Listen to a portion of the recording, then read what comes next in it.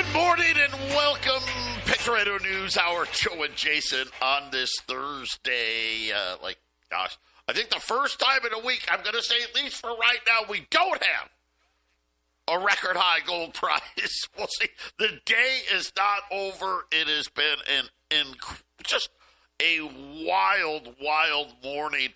We're starting to hear more from Scott Bassett, the new Treasury Secretary.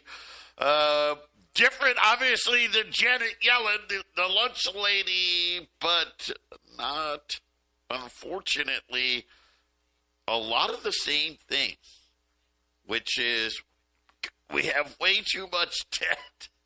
And, oh, by the way, we just got to try to figure out how to keep the 10-year note from going crazy, right? That's the new thing now. Forget about lower rates. Think about what he just said. Forget about it. We're not going. Donald Trump wants the rates to go down, but he's no longer going to yell at Jay Powell to cut rates. That was the message from the Treasury today. We're not doing that. No, we'd like them to be lower, but we're not going to demand rate cuts. But somehow, some way, we're going to figure out a way. We're going to try to keep that 10-year note from going nuts, right? So how do you do that? Well, it's really simple, really. You do what Janet Yellen was doing. Hey, all the new stuff we got to sell, let's just sell short term. 2-year, 3-year, right? 1 year, 5-year. Load up on the short term. I mean, that's always just a recipe for disaster. But the Bank of England today, they cut rates. Huge warnings out of England about the size of their debt. Stagflation. Believe it or not, listen to this. They had 2 of their Fed members. They wanted even bigger cut than the 20. They wanted to go 50 basis points. The problem is what England is saying is, listen, hey, sorry, we know we shouldn't. Think about this. We're worried about stagflation, but yet we're cutting rates. And, oh, by the way, we really know we need to cut rates even more, but we're just too afraid to do it because of how much inflation is going to be unleashed. I mean, how far are we? Are we going to end up, now I'm being a little facetious here, but could you imagine, do we need armored cars to deliver eggs to supermarkets? I mean, is that where we're at? I mean, it is absolute insanity in the egg market. I don't know if someone stole 100,000 eggs. I mean, that's just a lot of eggs to steal. I mean, I don't know. I guess the black market on eggs now is a real thing. Everybody I'm talking to, it's $10 plus for a dozen eggs. And it's almost like the stores are like, hey, here's what we got today, right? Buy this or buy nothing at all, because that's all there is. It is, I'll tell you what a crazy environment we're in. And this is why when we see what gold's been doing, look at what silver's been doing, more worries about the vaults in London being emptied out, a huge premium in New York. So it's really simple. Everyone's like, well, wait, if I can buy in London and sell it in New York, I can make big money. The problem is now London is, they're almost crying uncle now, just readily admitting, okay, guys, it's going to be 8 weeks and not sure where the supplies, they're never going to tell us. But obviously a huge concern in the marketplace about how much gold is really left that isn't owned by somebody else. 800-951-0592. That is our toll-free number. I got a comment, Joe, about eggs real quick. Sure. About eggs. Yeah. You know, anybody, I don't eat meat. I don't, or maybe occasionally I'll have some, but I don't eat meat. But I understand it. I used to eat tons of it. And I heard with the eggs, Joe, one of the reasons, even though it's different chickens when it comes to eating chickens versus eggs, but there's still only so many chickens. Chickens being overbought, and so there's less egg layers because people can't buy beef, right? So if, how many times you said on the air, if you go to the cheaper meats, well, the chickens being overbought, and so there's less egg layers, and so that creates, on top of the regular inflation, less ability to produce. Yeah, and it's, bird flu and everything else. Bird flu, all that other stuff, yeah. How did we get here? Well, this is what this is what money printing does. It really does. People don't want to connect that. Oh, it's just bird flu. No, it's not. It's not just bird flu. Like Jason said, it's a lot of different factors, but the predominant factor in all of this is they've printed way too much money, and now I will say this: I do like what I'm hearing from Bassett as far as I think he's being very honest that, okay, now that I'm here, now that I'm looking at it, we cannot. I mean, he essentially is giving Jay Powell permission not to cut rates, which really tells me that they already know the wave is coming. The next wave of inflation is coming. And how do we get around it? I don't know. How do we keep the 10-year note? Like I said, we were talking about, can the 10-year go to 5%, 6%, 7%? They're going to try to stop that from happening by loading up on short-term debt. Yeah. We tried that the last time. It didn't work very well. Now, so much debt is rolling over, right? Yeah, it's causing problems everywhere. What could go wrong? We'll be back after the break. Oh, boy, 800-951-0592. Patriot Radio News Hour, Joe and Jason on this Thursday. Listen, we're going to get to the Hunt Brothers and silver as promised. But first, there's more breaking news out of the Bank of England. And also from Scott Bessent and what he had to say, not only about, debt. It's a problem. We're going to try to figure it out. We gotta somehow keep the 10-year note from going nuts. But we can't lower rates. I mean, he didn't say can't. Okay, he didn't say that. But he just said that Donald Trump and him no longer need the Fed to cut rates, or saying for the Fed to cut rates, because they can't, right? I mean, this is what he's saying. Understand what he's saying. But then I think the big thing, and this is what, at one point I was hoping today was going to be the big a sell-off. We need a sell-off. We need new higher lows, right? And gold was down like $30. It ain't anymore. Why? Well, one of the biggest things that he had to say had to do with tariffs. By the way, no new news about any calls with China. So this is what I thought. I thought this was going to happen. Already Ford saying it's going to cause big problems for us. Tommy Hilfiger, Calvin Klein now, right? We're going to hear it all. They were hoping this was going to go away. But let me tell you what he had to say when in regards to tariffs. U.S. tariffs will be back. So Canada, Mexico, and China, and here's what he said. And I'm not just talking about Canada, Mexico, and China. We are going to be introducing tariffs globally. And again, I think this is something that everybody better pay attention to, because the head of the Bank of England, Okay, so remember, we started the show. England lowered rates today. At the same time said, man, we got stagflation. And at the same time, a bunch of their guys were like, man, we need to lower rates 50 basis points, not 20. We got to go even bigger. This is the trouble everybody's in, because everyone needs to figure out how can we grow out of it. Here's what he just said. Even if the UK is not a direct recipient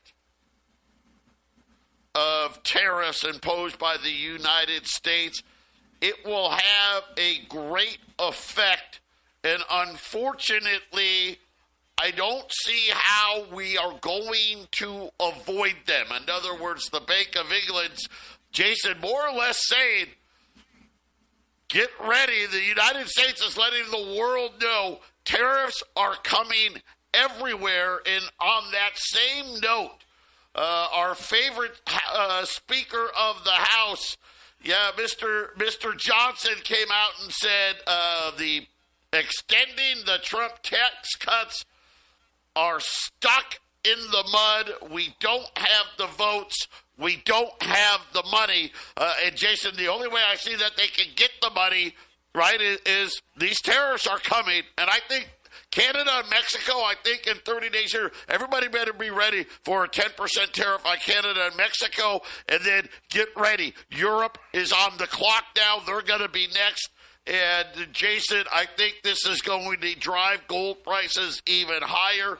We saw Citigroup, UBS, JP Morgan. Pretty much every bank in the world just raised their gold forecast. And it's so funny. These guys are so clueless.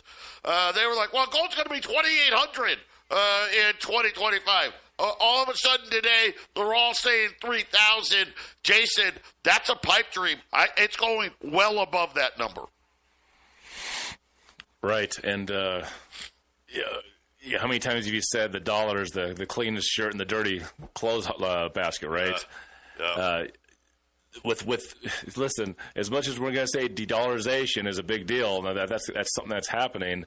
Unfortunately, foreign holding, and this is probably pretty much the whole world, but the foreign holding of U.S. Treasuries is at record highs. It's been going up every month for the last, I think, several years.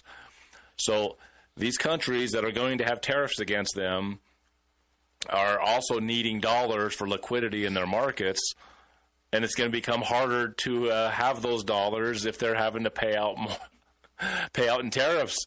Well, it's a tax against countries that need to hold dollars and use dollars. So this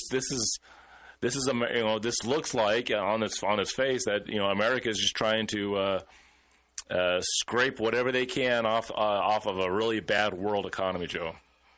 Well, and again, this is going to put pressure. Like Jay said, listen, China's been selling treasuries. Japan's been selling treasuries.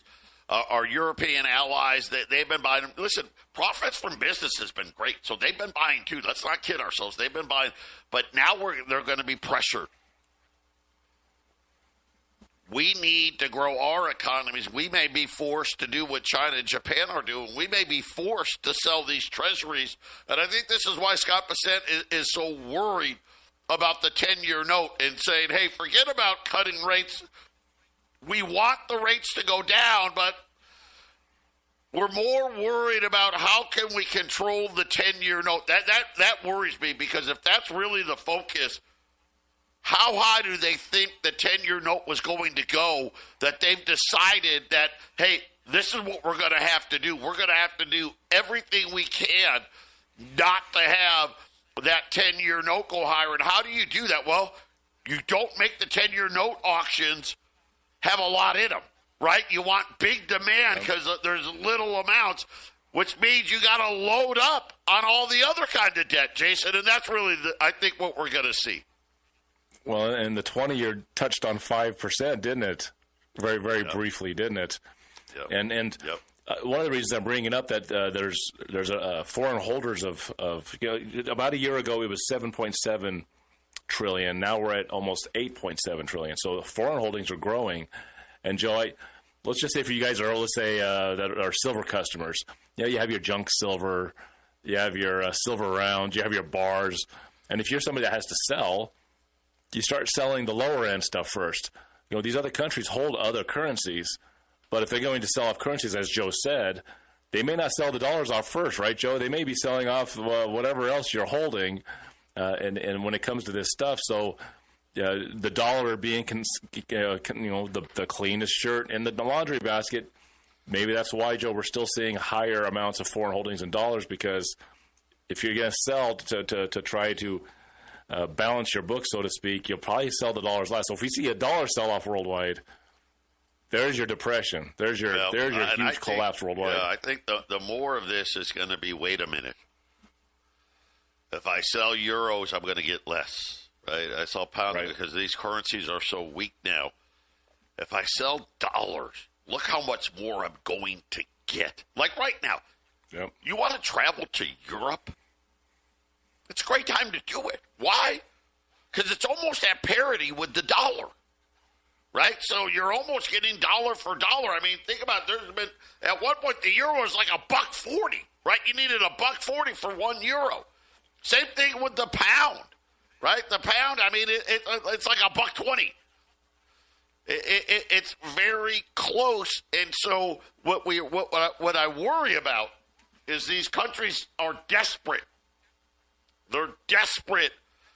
And how do they maximize value? It may be, God, we can't keep selling the dirty shirts because the dirtiest shirts aren't worth nothing, right? They're not worth enough. We may have to go to the dollar. It's going to be interesting. I don't know how all of this is going to shake out, but it really was a lot of economic talk from the Bank of England and then, of course, from our Treasury today that has really kind of gotten the market very, very, very nervous, and especially now the UK saying tariffs are probably coming here. Jason, I think this is going to signal even more of these vaults emptying out, the gold vaults in England emptying out. They did send out, they tried to calm the markets earlier this week by saying, hey, it's not that bad, everything's fine. That changed dramatically. Bloomberg, talking about lease rates exploding and that the gold stored at the Bank of England continuing to trade at a discount over the Trump tariffs, and a major rush for physical bullion. The surge in demand now, weeks-long withdrawals delay, making the Bank of England gold reserves less attractive than the metals stored in commercial vaults. So now they're even saying, listen, the London Exchange here, we got a problem, right? The problem is everybody thinks it's going to be tariffed, and so they're saying, hey, it's not as valuable. We're going to have to pay more for it, and consequently, people are like, wait a minute, I can get it for how much less? Yeah, I'll take it. I'll take it. Give it all to me. And all of these withdrawal requests, they're saying now, listen to this, 8,000 metric tons of withdrawal requests. They don't have that. That I can tell you they don't have. Word on the street that I had was they had about 5,000 tons. So if Bloomberg is correct, that withdrawal request coming out of London is locked up now, that they don't have any enough of it. This is going to create a major problem. I don't know. Bloomberg's a pretty reliable source, and really what I'm looking at is when it comes to gold prices, these lease rates.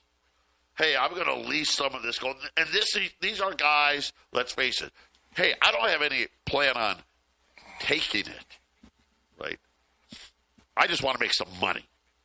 And I'm going to lease this gold. The lease rates have absolutely exploded out of London. And I'm talking about a number that we haven't seen. Maybe, I know I've been doing this over 20 years. I have never seen it so high. Essentially, they're doing everything they can to try to say, okay, from now on, anybody that wants gold from us, you better be taking delivery. And, Jason, it looks like enough people are saying, yeah, I'm going to take delivery, but these lease rates have absolutely exploded here today. It really is becoming one of those storms that we weren't anticipating.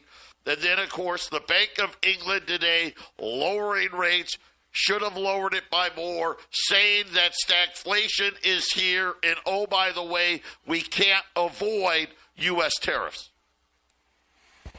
Sounds like a situation where they need more deliverable bars coming from smelters across the country to from these distributors that are melting everything that's not nailed down to the ground. Well, listen, Jason, you can tell people this, right? We're hearing everywhere. Gold is going to the smelters at a level we have never, ever seen before. Same thing with silver. They're melting down. Heck, Jason can confirm. We've heard reports they're melting down gold eagles right now. That's how desperate things have gotten. We'll be back after the break. 800-951-0592. We're going to shift gears here. I know we're going to do the Hunt Brothers. We just too much happening today. We'll move that to tomorrow. For those of you that really wanted to, I apologize, but there's too much stuff that we need to go over today. So we'll focus on the Hunt Brothers tomorrow. And again, maybe Monday. I don't know. We'll see what tomorrow brings. But right now, the Dow's down 100 points. The S&P's up 10. The Nasdaq's up 30. The 10-year note higher today. 445 right now. Crude oil's higher today. Gold, what a ride. Gold has been on a 1 point today. Gold was down almost $40. It's going to be a great day to buy the dip. Got all the way back down 28.30. So 28.30 is now our new higher low. But right now, gold 28.60. Silver 32.12.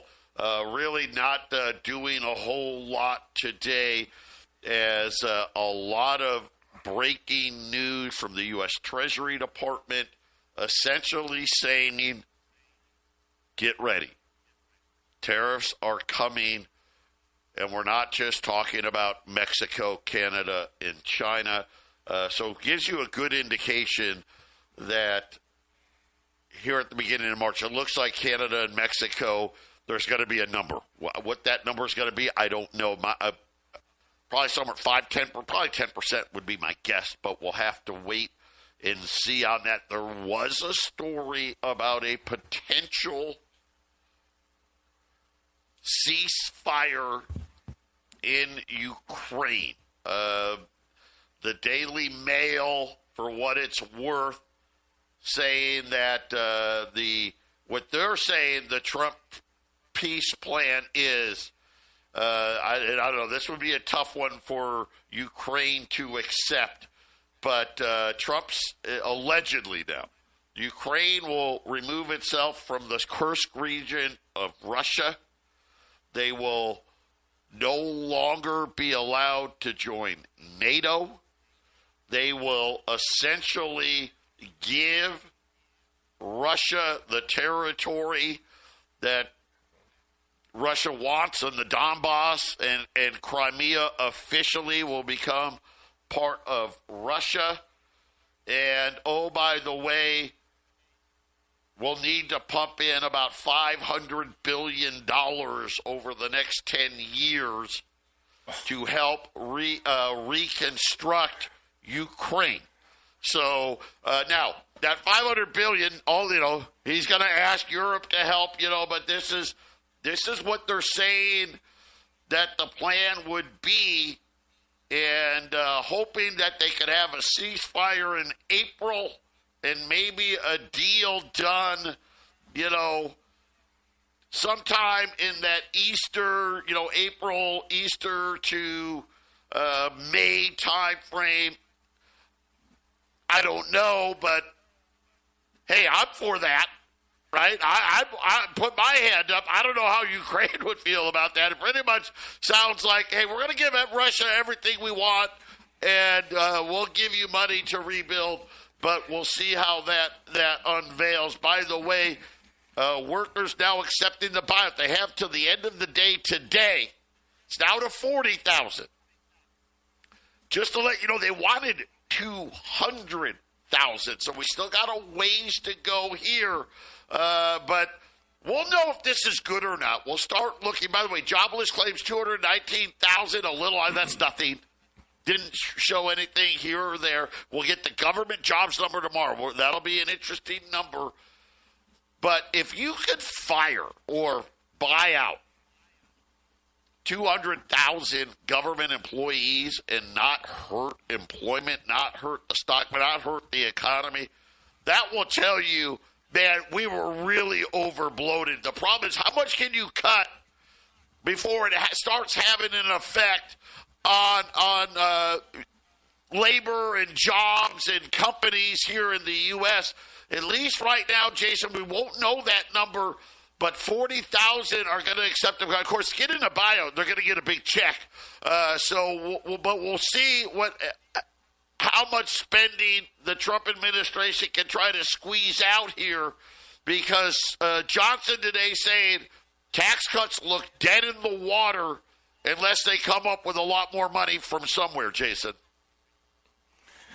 And did Trump want to buy out 200,000 employees, or was it 2 million? I thought it was 2 million. I can't remember. No. There are 200,000 there's over 2 million government employees. So you can't fire everybody, but they were hoping that 200,000 or 10%, I believe, was the number. And of course, well, they're saying that 40,000 is 2%, so I think that's right. Yeah. So 40,000, if you got there, yeah. They're hoping for 200,000. Right now they're at 40,000. So a long way off. Yeah, the Trump administration was hoping for up to 10% would accept the offer. Right now we're at 40,000. They got to the end of the day. They were hoping to get about $100 billion. If they get, let's just say we get another 10,000, right? And then, maybe they're going to come up with 25 billion, right? Not 100 billion. So this is kind of the problem. None of the Doge stuff, none of that's been enough money yet. I did hear a report today. They're now looking at Medicare and Medicaid. That's the new where Musk and his guys are working now. I don't know. Hopefully they can find $100 billion, $200 billion. But I my guess is they'll find some, but nothing along that magnitude. And I think this is why you heard Bassett say tariffs are coming and coming for everybody. It looks like it was offered to 2 million employees. Yes, I don't know yes. Offered to 2 million. Yeah, there you go. Yeah, and that sounds right. In theory, if half of them wanted to do it, they would liquidate 1 million employees. So it's a possibility. They didn't get that so today, right. Today's the due date, I guess, right? Today's the date to make the decision. End of the day today, yeah. So it jumped from, it was 20,000. So they're up to 40,000. But like I said, they're going to be well short of where they were hoping to be.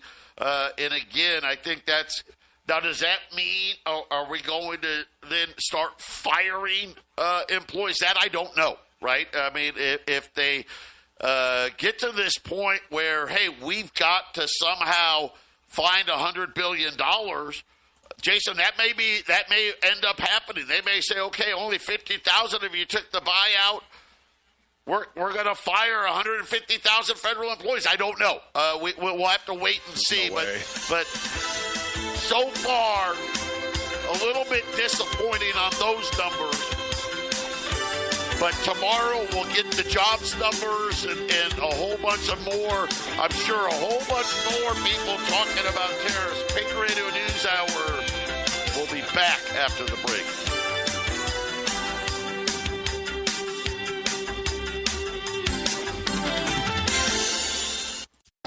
800-951-0592. We've got $20 gold still here at $28.95. We still got 3 packages left of the 10-ounce silver bar. If you buy 5, at $28.95.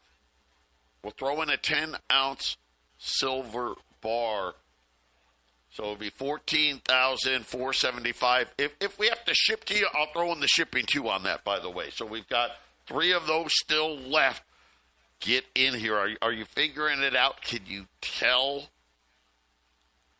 by the sound of my voice what's happening? By the way, man, it's everything happening so fast. Terrible news. Calvin Klein, Tommy Hilfiger, basically PVH Corporation. The trade wars are heating up here. So China just put it on its unreliable entities list. When you go on that list, essentially China makes you shut down. Period. That's what it looks like it's going to be doing as early as Tuesday, saying that the company has been blacklisted, saying that their refusal to buy cotton from that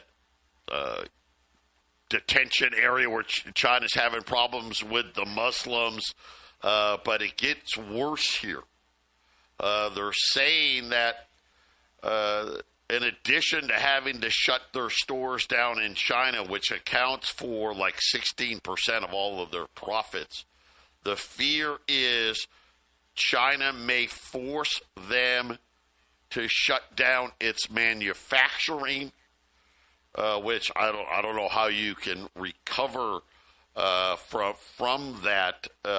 And then on top of that, which I did not know, apparently they're headquartered in Hong Kong, and they don't know is China is going to enforce those laws in Hong Kong as well. And right now China's saying, hey, we're going to deport all of the foreign workers that work for these companies. Jason, again, this is something where I think we're going to hear a lot more about trade problems brewing, not just in China, but everywhere. And this is going to become a big problem. Yeah, economies are not doing good anywhere. There's really no economy we can look at and say, well, that country's doing really well. Is there any country, Joe, that we could point at? I don't think there's a country we can point at and say that country's doing really well right now. And China's one that they like to hide their problems, don't they, Joe? So, how bad is China? And I think China's really bad right now, Joe. Yeah, and it's tough because we don't know, right? We're left to guess. We're left to speculate. And now news that China is starting to flex its muscle back here. And then this just breaking again. So TikTok, right? So TikTok. Trump gave them an extra 75 days waiting for a green light from Beijing for some type of sale. It looks like now the Chinese government says, yeah, no deal. It will not be for sale. So, Jason, I don't know, but it definitely looks like the trade wars are really starting to heat up here. And it's going to be, I don't know how all of this plays out. But, again, like I said, I don't see anything anywhere about China in the U.S. even talking right now. When it comes to that, they were supposed to have some form of a phone call, which we were hoping was going to be, like a China-Mexico thing. Everybody has reported that call's not happening. And then, of course, Treasury Secretary Bassett letting the world know tariffs are coming, and they're coming everywhere. I'm not just talking his exact words. I'm not just talking Canada Mexico, and China. We are talking globally. We are going to squeeze trading partners to create new self-sufficient industrial base later in the United States. So the goal is to try to get to. So let's take Calvin Klein, right? Let's take them as the example. How much would it cost to buy Calvin Klein or Tommy Hilfiger if they were producing or forced to produce in the United States, as an example? I mean, Jason, they're already. I mean, these are right. These are premium brands, right? These are things that you pay more because it says Calvin Klein or Tommy Hilfiger. Man, I don't. What a pair of jeans go back to $200-300? I of course, this is my name. By the way, I don't buy that stuff. Right? As you can tell, Jason and I are not fashion plates. So who knows? They already may be $200 or $300, or they're going to be $500 or $600. I don't know, but very interesting. And again, if you think inflation is high now, imagine what it would be if all of these companies truly had to start producing in the United States again. It'd be absolute insanity. But maybe all these government workers, they can find new jobs working in the manufacturing lines. Maybe that could be the trade-off.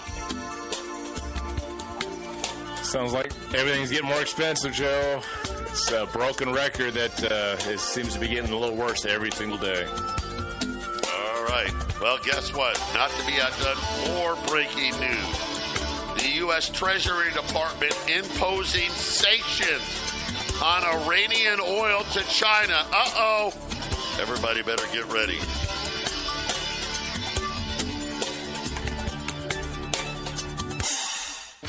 (800-951-0592) Patriot Radio News Hour. Joe and Jason on this Thursday. I apologize for the Hunt Brothers stuff. We'll try again tomorrow. If there's more big news tomorrow, we'll push it to Monday. We'll get to it, but too much happening in the world. $20 gold pieces, $28.95. If you buy 5, you get a 10-ounce silver bar. $14,475. We'll get you 5 20s, a 10-ounce silver bar, and we'll throw in the shipping on top of it as well at 800-951-0592. The U.S. Treasury Department today says it is imposing sanctions, alleging that Iranian oil shipments to China are part of Iran's process to develop a nuclear weapon. The sanctions target entities and individuals in China, India, the United Arab Emirates, a bunch of shipping vessels that facilitated shipments of millions of barrels of Iranian oil to China. The oil was shipped on behalf of the Iranian, they could say the Iranian army or what have you. According to the Treasury, this is the beginning of the maximum pressure campaign. And the United States is going to be aggressively targeting any attempt by Iran to secure funding, and said the sanctioned companies include Marshall Ship Management based in India with offices in the UAE, Ocean Dolphin Ship Management out of Hong Kong, several other flagships and registered in different countries around the world. So, Jason, here we go. Another ratcheting up here, kind of. Maybe is this was China targeting? Started with Calvin Klein and Tommy Hilfiger in response to the Treasury Department saying, "Hey, we're going to be blocking or try to block Iranian oil going into China." This thing is, well, here we go. These are all the things that we thought were going to play out, and they're starting to play out. Yeah, well, and we're only 17 days into the new administration, so these things usually have, even if you're enacting policy quickly, usually these things have an effect that can be days, weeks, and months later, right, Joe? So this is just the beginning of it. As more official actions are taken, the totality of its results sometimes aren't felt right away, right, Joe? So we'll keep an eye on it because once again, all of this back and forth and all this stuff that's going on, however you want to look at it, it's all just going to be inflationary. It's going to cost us an arm and a leg to do the simplest of things, Joe. We're our parents, aren't we, Joe? You know how cheap it was back in the. I remember when I was a kid how cheap everything was. You know. Yeah. I remember when gas was 99 cents, right? You know. Here's the thing. So President Trump trying to soften this a little bit, saying that he would much prefer a verified nuclear peace agreement, which would allow Iran to grow peacefully and prosper. So I guess he's trying to tone it down, saying, hey, I'm more than willing to get rid of all of these sanctions if you just let us inspect those nuclear facilities and you promise not to develop a nuclear weapon. That hasn't worked in the past, but we'll see, right? I mean, I think Trump will do it. I think he's either going to say, okay, I'm going to crush you, or you do what I want. We'll see what happens. Jason and I, we're going to be right back with the Half Empty Cup. Stay with us.